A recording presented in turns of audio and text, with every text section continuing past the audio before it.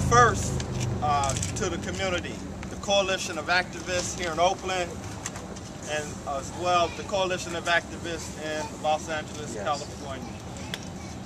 We as a family, from our heart, thank you for just standing with us, supporting us, embracing us, loving us, coming to court with us, crying with us, and allowing our voice to be heard through you, utilizing your First Amendment right to speak to the injustice of police brutality in our community as well as across the United States. We owe much love, and we thank you for that.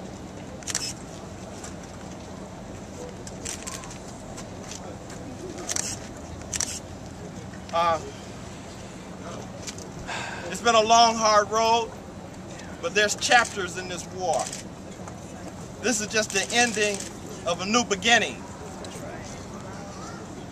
The battle is just getting started.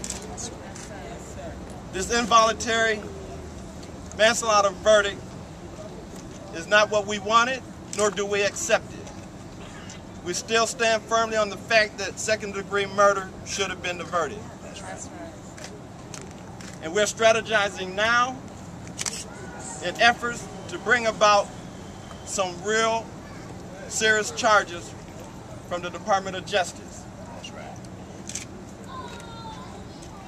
And to this letter that was not addressed to Wanda Johnson, Cephus Mesa, or Tatiana, Oscar's daughter, or even to us as a family, this letter, and let's be clear, was not addressed to us.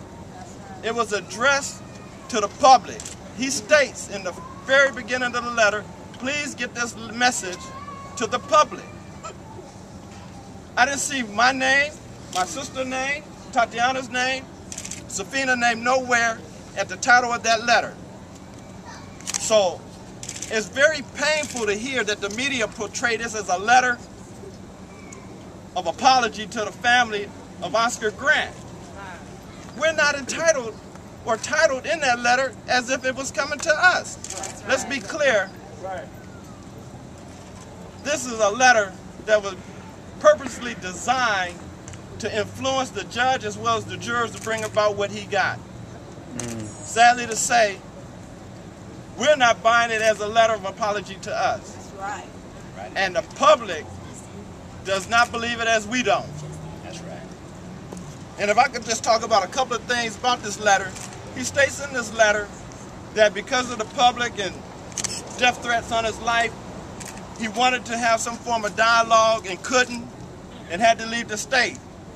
Well, he's incarcerated, and he could write a letter. He could have wrote a letter when he was in, what was it, Reno? On the run, or Napa? Tahoe. Or Tahoe? You know what I'm saying? If he truly meant that he was sorry. He could write this letter after he served 14 years in prison, and then maybe we may believe he's truly sorry. Right.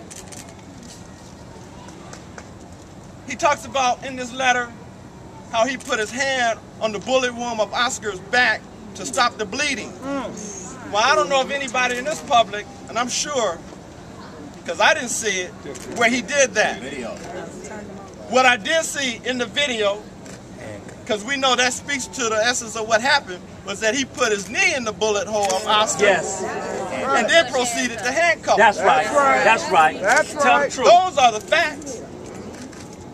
And if he had an expert witness, as he testified, that Mehserle cannot remember everything that occurred because of this so-called expert testifying on his behalf. Well, how can he remember these details now in a letter? I mean, you can't have it both ways. And we need to take a look at that. And it's real important that the media portray this as it really is.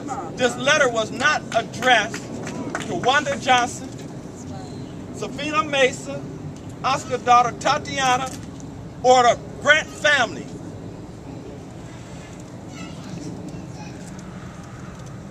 I'm going to leave the letter alone, because it's not addressed to us.